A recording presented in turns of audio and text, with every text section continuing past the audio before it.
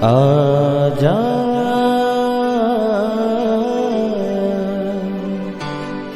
प्रभु यीशु के दर आजा,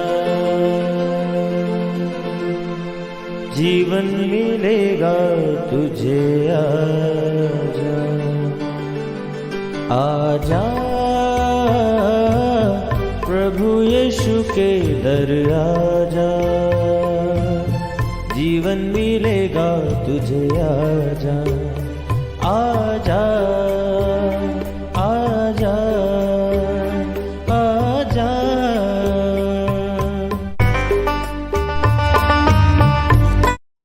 praise the lord everyone. मैं pastor Kulbhushan Johar, Asian church of Christ Vancouver BC से प्रोग्राम नई जिंदगी की ओर में आप सबका बहुत बहुत स्वागत करता हूं। मैं उम्मीद करता हूं आप सब लोग अच्छे होंगे, तंदुरुस्त होंगे और परमेश्वर के कलाम में बढ़ रहे होंगे। तो आइए, हर बार की तरह परमेश्वर के कलाम में से सीखने से पहले, वचन को पढ़ने से पहले, आइए हम अपनी आंखों को बंद करेंगे, अपने सरों को झुकाएंगे। आइए हम प्रार्थना में जाएंगे। सर्वशक्तिमान परमेश्वर यीशु मसीह नासरी, हम आपका धन्यवाद करते हैं। आप अच्छे सच्चे जीवित परमेश्वर हैं, दुआओं को सुनते हैं। इस वक्त आपने हमें ये मौका दिया, हम आपकी हुजूरी में बैठ सकें, आपके वचनों में से सीख सकें। होने दे खुदावन, जब आज आपके वचन हम सुने, इन वचनों को हम पढ़ें, ये वचन हम में से हर एक की ज़िंदगी को नई ज़िंदगी के साथ जोड़ दे। कोई भी अंधकार की शक्ति इन वचनों के फलों को, उसके फ्रूट को, उसकी पावर को चुरा न सके। खुदावंद, मैं अपने सुनने वाले हर एक भाई बहन, बच्चे बुजुर्ग को यीशु मसीह के नाम से मैं ब्लेस करता हूँ। इनके खुदावंद दिल की ज़मीन के ऊपर जब ये बीज बोया जाए, ये 100 गुना फलों को लेके आए। यीशु मसीह के सामर्थी नाम से हम मांगते हैं, आमीन आमीन, हालेलुया। मैं स्वागत करता हूँ आप सबका प्रभु यीशु मसीह की हुजूरी में। आज मैं आपसे बात करूंगा एक बहुत ही इम्पॉर्टेंट टॉपिक के बारे में। मैं आज आपको बताऊंगा कि कैसे बड़ी ही आसानी से आप अपने छुटकारे को, अपनी हीलिंग को, अपनी डिलीवरेंस को ले सकते हैं। क्या वो है जो आप मिस कर देते हैं अपनी लाइफ में, और कितना इजी है अपनी लाइफ में उस बरकत के साथ बने रहना। अगर आज का वचन आप समझ गए, अगर आज के वचन को आपने रिसीव किया, आप मेडिटेट करेंगे इसके ऊपर, तो मेरा ये फेथ है आप अपनी पर्सनल गवाही के साथ खड़े होंगे। आप जिस प्रेयर के आंसर की वेट में हैं, महीनों से, सालों से, आप उस प्रार्थना का उत्तर लेंगे आज यीशु मसीह के नाम से, और आपकी जिंदगी सेम नहीं होगी। हालेलुया। मेरे प्रियो, बाइबल कहती है परमेश्वर हमारे लिए सलीब के ऊपर मर गए, गाड़े गए, तीसरे दिन मुर्दों में से जी उठे। परमेश्वर ने जब सलीब के ऊपर अपनी जान को दिया, उसने कहा पूरा हुआ, इट इज फिनिश। उसका ओरिजिनल भाषा में अगर हम मतलब देखते हैं, ओरिजिनल भाषा में उसका मतलब है कि दाम को चुका दिया गया।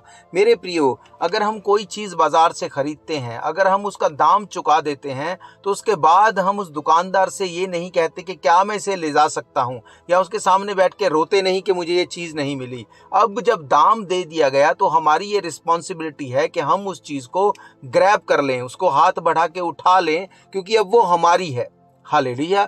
आपकी हीलिंग के लिए, आपकी डिलीवरेंस के लिए, आपकी प्रॉब्लम के हल के लिए प्रभु यीशु मसीह ने कहा it is finish, it is paid of. वो ऑलरेडी उसका सोल्यूशन आपको दे चुके स्लीप के ऊपर। अब उसको लेना कैसे है? आइए सबसे पहले हम लोग परमेश्वर के कलाम में से देखेंगे। इब्रानियों की पत्री 12 अध्याय, उसकी कुछ आयतों को मैं आपके सामने पढ़ूंगा। उसके बाद मैं आपको दिखाऊंगा वचन में से, आपको बताऊंगा कि कैसे आप अपनी ट्रबल से छूट सकते हैं और आप एक बड़ी गवाही के साथ जुड़ सकते हैं। आइए हम देखेंगे इब्रानियों की पत्री 12 अध्याय, उसकी पहली कुछ आयतों को।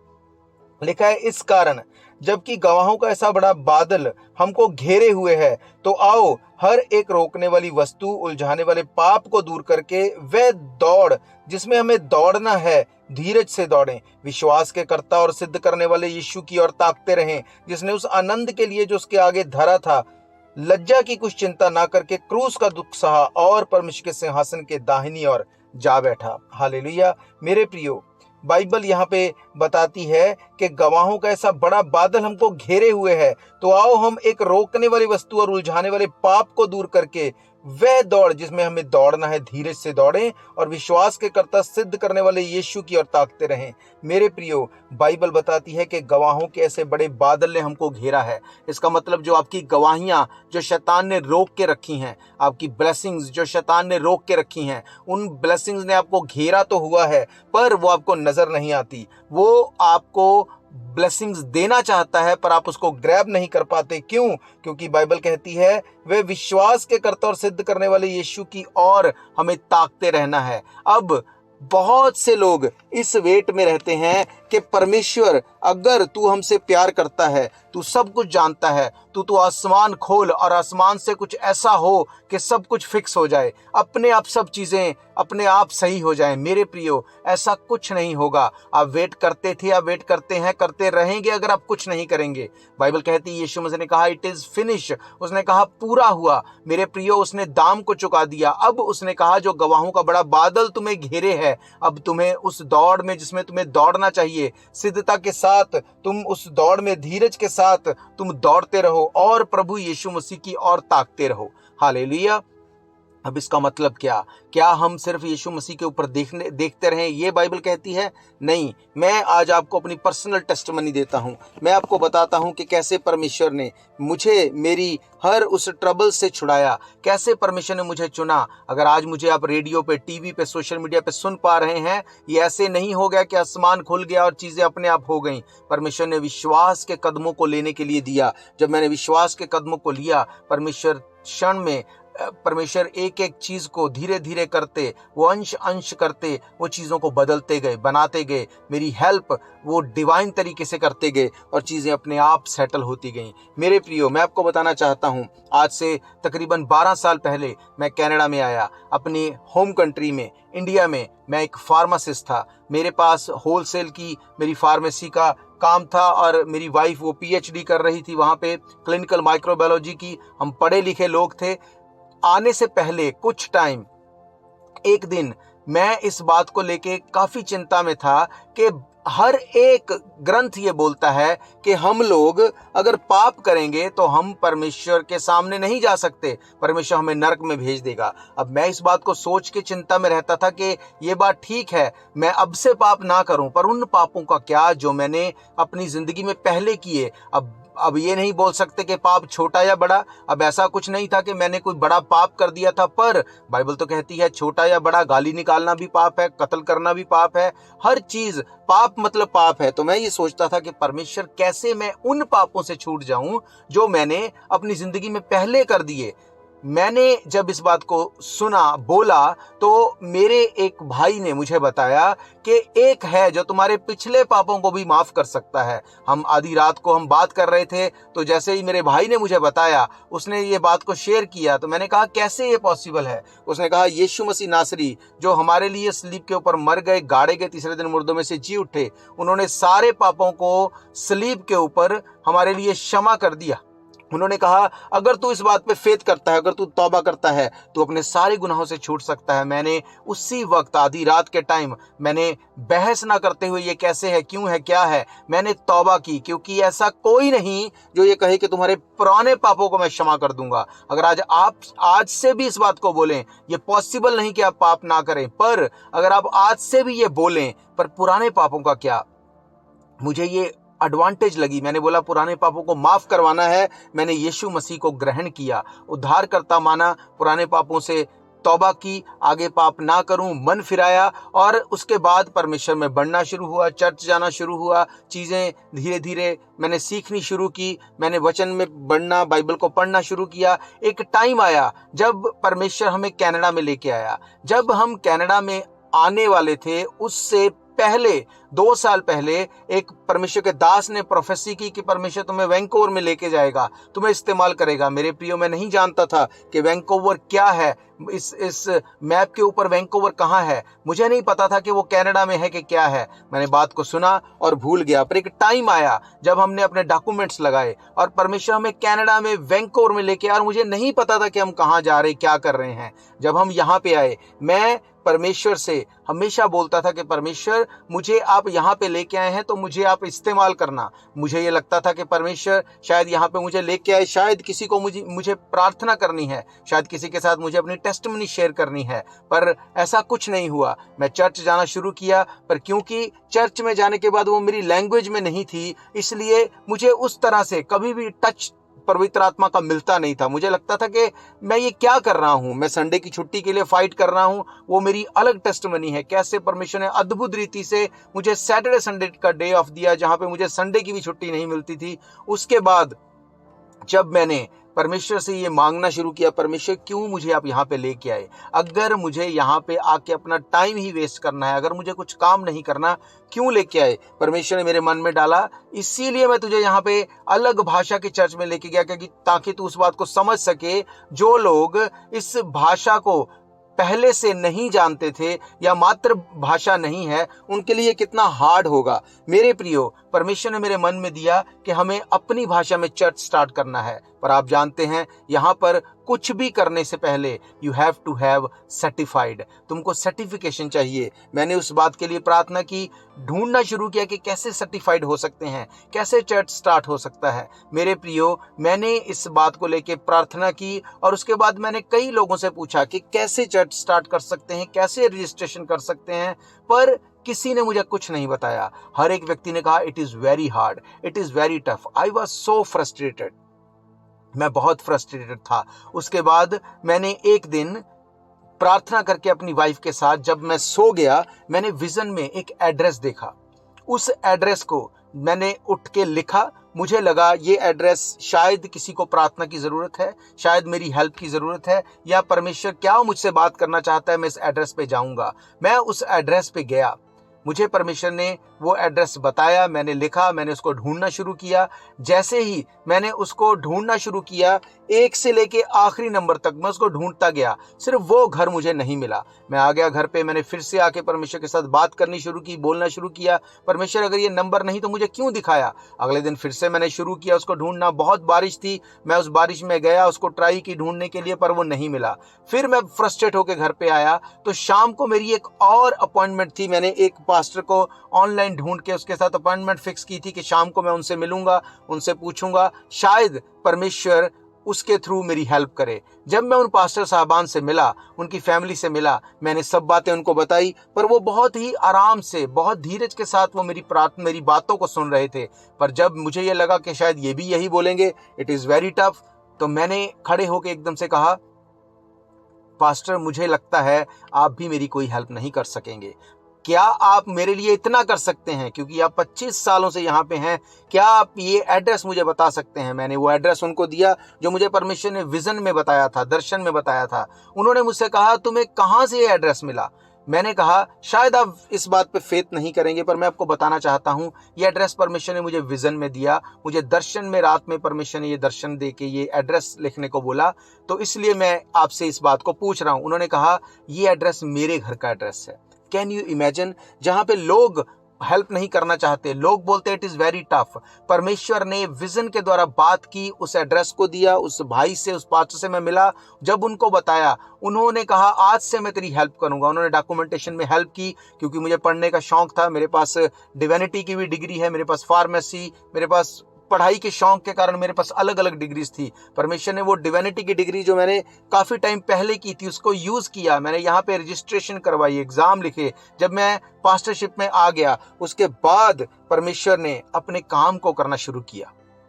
हालेलुया। हम चंद लोग मिलते थे, चंद लोगों के बाद जब हम गिनती में बढ़ने लगे, एकदम से कोरोना आ गया। कोरोना के बाद सब कुछ आप जानते हैं बंद हो गया। मेरे मन में हमेशा इस बात को रहता था कि परमेश्वर अब तेरा काम करने के लिए मैं क्या करूं।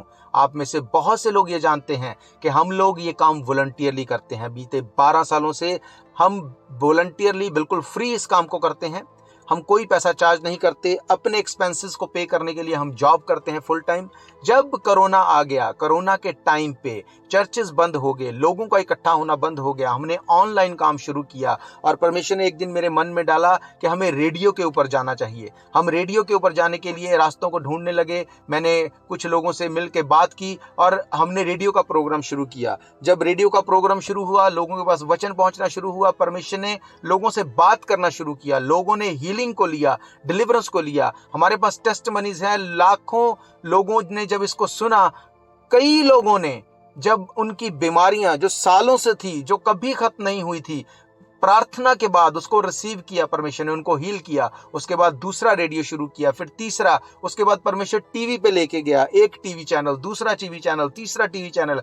आज हम हर रोज टीवी और रेडियो मिनिस्ट्री में हैं, एवरी डे। परमेश्वर कितना अद्भुत है, वो कितने बड़े काम को अपने तरीके से करना जानता है। पर मेरे प्रियो, मैं आपको बताना चाहता हूं, एक छोटे से व्यक्ति को छोटी जगह से उठा के इतने बड़े काम के लिए अगर परमेश्वर ने इस्तेमाल किया तो उसके पीछे मेरी कोई खूबी, कोई लियाकत नहीं। बाइबल कहती है, मैंने आपको पढ़ाया, इस कारण जबकि गवाहों का ऐसा बड़ा बादल हमको घेरे हुए, तो आओ हम एक रोकने वाली वस्तु, उलझाने वाले पाप को दूर करें। वह दौड़ जिसमें हमें दौड़ना है, धीरज से दौड़ें और विश्वास के कर्ता और सिद्ध करने वाले यीशु की ओर ताकते रहें।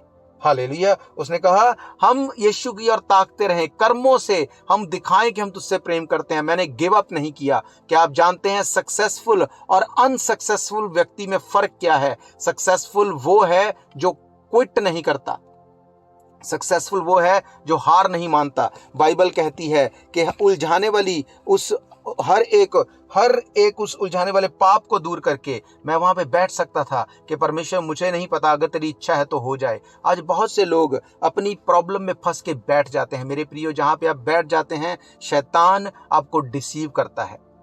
बाइबल कहती है, परमेश्वर ने कहा इट इज फिनिश, ये पूरा हुआ, मैंने अपना काम पूरा किया, अब तुम्हें अपना काम पूरा करना है। आज कितनी ही गवाहियां हम चर्च में सुन चुके, लोगों ने बड़ी बड़ी बीमारियों से हील किया। कैसे परमेश्वर ने हील किया लोगों को बड़ी बड़ी बीमारियों से, चाहे वो कैंसर हो, चाहे वो अर्थराइटिस हो, चाहे वो कुछ भी क्यों ना हो, जस्ट नेम इट। कितनी गवाहियां हमारे पास आती हैं। अभी गवाही कल एक माँ ने शेयर की। उसने कहा रेडियो का प्रोग्राम सुनते सुनते जब मैंने प्रार्थना को रिसीव किया, उसके बाद परमेश्वर ने उसकी आंख से जो पानी बहता था, उसकी बाईं आंख से परमेश्वर ने छुआ और हील किया, उसका वो पानी बंद हो गया। Can you imagine? परमेश्वर कितने बड़े कामों को करता है। ये कैसे होगा मेरे प्रियो? ये होगा जब हम उस उलझाने वाले पाप को दूर करके, उस पाप से निकलकर अपनी गवाही को जो परमेश्वर हमें देना चाहता है, जो हमें घिरे हुए है, उसको ग्रैब करेंगे। अब कैसे उसको ग्रैब करेंगे? बाइबल कहती है धार्मिकता के लिए मन से, उद्धार के लिए मुंह से अंगीकार करना पड़ेगा। मेरे प्रियो, धार्मिकता क्या है? अपने मन से जब इस बात को हम मानते हैं कि हाँ यीशु मसीह आप जीवित परमेश्वर हैं, मैं आपके पीछे चलूंगा, मैं अपने गुनाहों से तौबा करता हूं, वो पाप जो आदम से चले आ रहे, मेरी ब्लड लाइन में थे, मैं उनसे तौबा करता हूं और फेथ करता हूं, आप मेरे लिए मर गए, गाड़े गए, तीसरे दिन मुर्दों में से जी उठे। ये है धार्मिकता जो हम मन से भी फेथ कर सकते हैं, पर मुंह से जब हम अंगीकार करते हैं, बाइबल कहती है मैं उद्धार दूंगा तुझे। उद्धार का मतलब, साल्वेशन का मतलब सिर्फ स्पिरिचुअल साल्वेशन नहीं है। हाँ, जब हम यीशु मसीह को उद्धारकर्ता ग्रहण करते हैं, वो हमें स्वर्ग में जाने का अधिकार देता है, पर हमारी हीलिंग सिर्फ स्वर्गीय हीलिंग नहीं है। हमें सिर्फ वो स्वर्ग में जाने के लिए प्रॉमिस नहीं करता। उसने कहा धरती पे 100 गुना, आसमान में अनंत जीवन है। इसका मतलब, वो उद्धार का मतलब है छुटकारा। वो छुटकारा हमारी बीमारी से छुटकारा है, वो छुटकारा हमारे फाइनेंस में सुधार का छुटकारा है, वो छुटकारा हमारी फैमिली में सुधार का छुटकारा है। मेरे प्रियो, जब हम परमेश्वर के ऊपर फेथ करते हैं, जब हम उन गवाहियों को लेने के लिए उस उलझाने वाले पाप को दूर करते हैं, जब हम अपने मुंह को खोल के अंगीकार करते हैं, कन्फेशन को सही करते हैं, परमेश्वर आपसे बात करना शुरू करते हैं। आप अपनी हीलिंग से, अपनी डिलीवरेंस से, अपनी प्रॉब्लम से छूटने के लिए उतने ही दूर हैं जितना आप अपने मुंह से इस बात को बोलने के लिए दूर हैं। कैसा कन्फेशन करते हैं हम मेरे प्रियो? अब हम विश्वासी होके भी ये बोलते हैं कि दुष्ट आत्मा का अटैक मेरे ऊपर होता है, विश्वासी होके भी बोलते हैं कि बीमारियां मुझसे नहीं जा सकती, मेरी लाइफ ऐसी ही खत्म हो जाएगी। हम क्या कर रहे हैं? हम शैतान को महिमा दे रहे हैं, हम उन बीमारियों को महिमा दे रहे हैं। मेरे प्रियो, बाइबल कहती है धार्मिकता के लिए मन से, उद्धार के लिए मुंह से अंगीकार करना चाहिए, अंगीकार करना पड़ेगा। मेरे प्रियो, जब हमारा अंगीकार सही हो जाएगा, कन्फेशन सही हो जाएगा, प्रार्थना सही हो जाएगी, लाइफ और लाइफस्टाइल सही हो जाएगा, चीजें अपने आप सही हो जाएंगी। हालेलुया। यीशु मसीह ने कहा इट इज फिनिश। उसने कहा मैंने दाम को चुका दिया। अब अगर आप जाके आप सुपर स्टोर में जाते हैं, वॉलमार्ट में जाते हैं, चीजों को खरीदते हैं, आप चीजों को इकट्ठी करके जब टिल के ऊपर लेके आते हैं, उनको पे कर देते हैं। पे करने के बाद क्या आप वहां पे बैठ के रोते हैं कि मुझे ये चीज चाहिए? क्या आप जाके सिक्योरिटी वाले से भीख मांगते हैं कि प्लीज मुझे ये दे दो? नहीं, आप ऐसा नहीं करते। आप हक से उसको उठा के अपने घर पे ले आते हैं। अगर आपको कोई रोकता है तो आप रिसिप्ट को दिखाते हैं। क्यों? आप दिखाते हैं कि इट इज पेड। एक व्यक्ति वो है जो चीजों को पे करके अपने घर पे लेके आने का हक रखता है, वो हक से लेके आता है, उसको कोई रोक नहीं सकता। एक वो व्यक्ति भी है जो बाहर खड़ा होके बैठ के वो हाथ में वो कुछ लिख के बैठा है कि मुझे कुछ पैसा चाहिए, मुझे कुछ हेल्प चाहिए। अगर आप अपने आप को उस तरह से देखते हैं तो इसका मतलब अभी कुछ पे नहीं हुआ।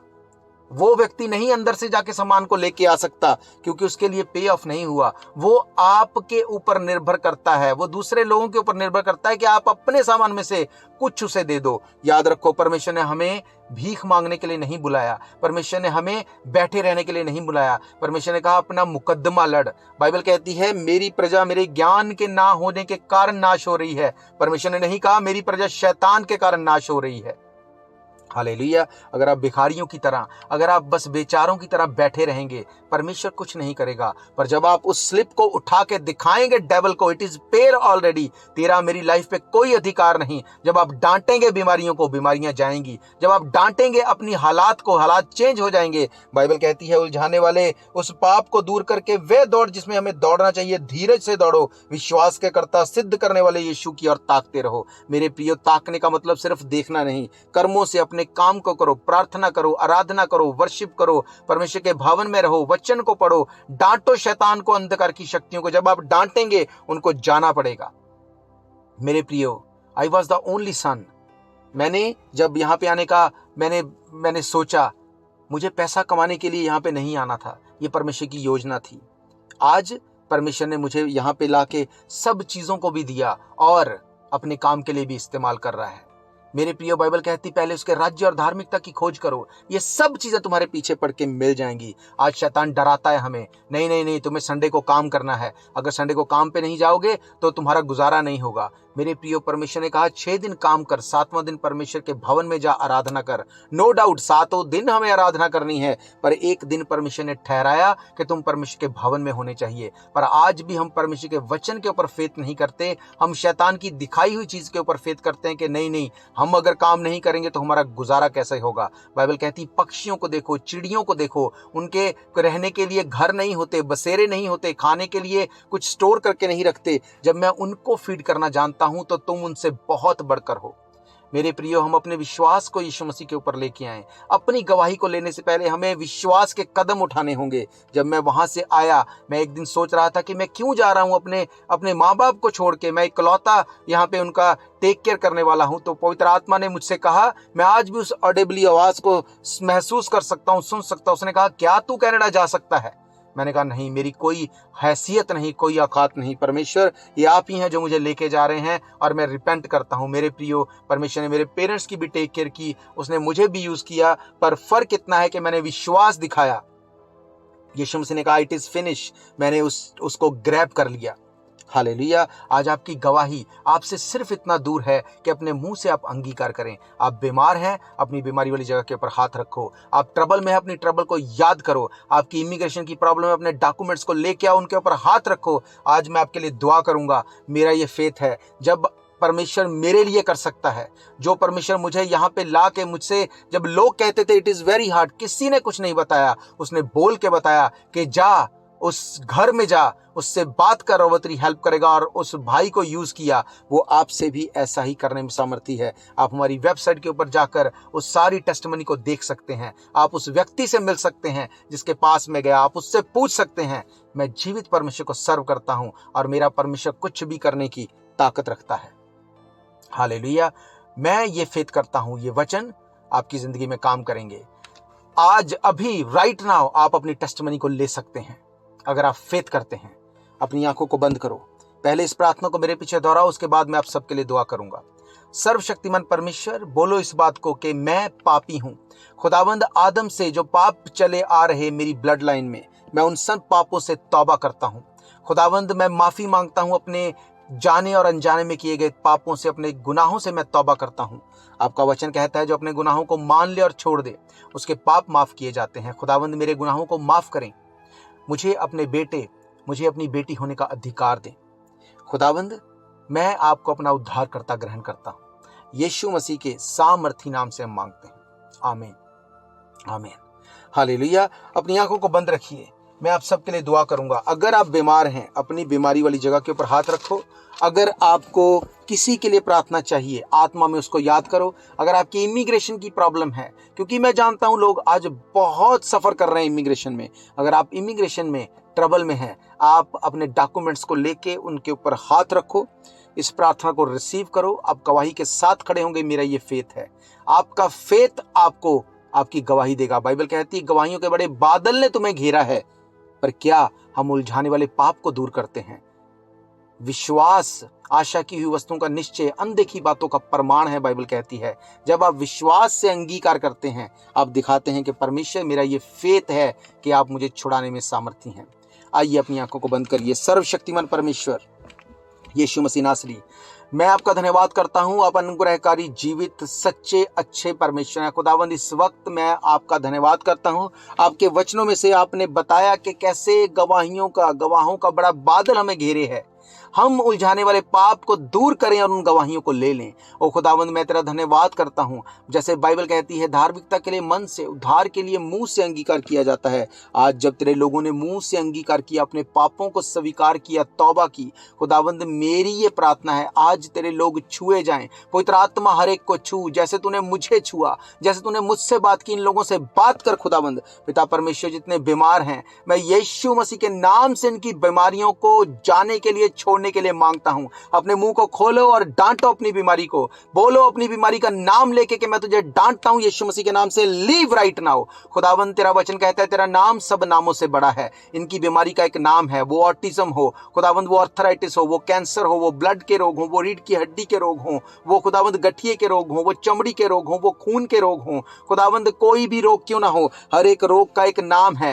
यीशु मसीह के सामर्थी नाम से मैं उस रोग को डांटता हूं right now in the name of Jesus. वो सिस्ट हो, वो कैंसर हो, ओ खुदावंद वो डेंगू हो, वो बीमारी हो, वो कुछ भी क्यों ना हो, in the name of Jesus Christ of Nazareth, in the name of Jesus Christ of Nazareth, I rebuke every sickness, get out right now. इनकी बॉडी को छोड़ और चली जा था कुंड और नरक की आग में। खुदावंद यीशु मसीह के नाम से मैं तेरा दास होने के नाते खुदावंद इनको हुक्म देता हूं, अभी के अभी छोड़े और जाए। खुदावंद, जो इन्होंने अपने हाथ अपनी बीमारी वाली जगह के ऊपर रखा, ये हाथ नहीं तेरा कॉन्टैक्ट पॉइंट बने, तेरे स्वर्गदूत छुए राइट नाउ और तेरे लोग आजाद होने पाए। मैं प्रार्थना करता हूं खुदावंद, जितने लोग इमिग्रेशन ट्रबल में हैं, पिता परमेश्वर इनके लिए ऐसे डिवाइन हेल्पर्स को भेज, ऐसे रूल्स को चेंज कर दे खुदावंद कि ये सब लोग परमानेंट होने पाए। जितने लोग आज फेथ करते हैं यीशु मसीह मेरे लिए मर गया, गाड़ा गया, तीसरे दिन मुर्दों में से जी उठा, ये उद्धार इनकी जिंदगी में आने पाए खुदावंद, ये स्ट्रगल होने पाए। हर वक्त की जो चिंता इनको सताती है कि पता नहीं मेरे स्टेटस का क्या होगा, आज वो स्टेटस क्लीन होने पाए यीशु मसीह के नाम से। तेरे लोग छुड़ाए जाएं, हर बीमारी गिरे, हर ट्रबल गिरे, तेरे लोग गवाही के साथ खड़े हों। यीशु मसीह के सामर्थी नाम से हम मांगते हैं, आमीन आमीन। हालेलुया। मेरा ये फेथ है आपने अपनी टेस्टिमनी को लिया है। अगर परमेश्वर ने आपको छुआ है, आपने आज़ादी को लिया है, आप अपनी टेस्टिमनी को शेयर कर सकते हैं। आप हमारी वेबसाइट पे जा सकते हैं asianchurchofchrist.org। आप अपनी टेस्टिमनी को शेयर कर सकते हैं। संडे दोपहर 1 बजे आप चर्च में आके सभा को अटेंड कर सकते हैं। हम फिर मिलेंगे परमेश्वर की जीवित हुजूरी में। God bless you all. शायद ये मौका होगा आखिरी, तुझको बुला रहा है नासरी। धोखा ही धोखा संसार है, प्रभु यीशु का सच्चा प्यार है।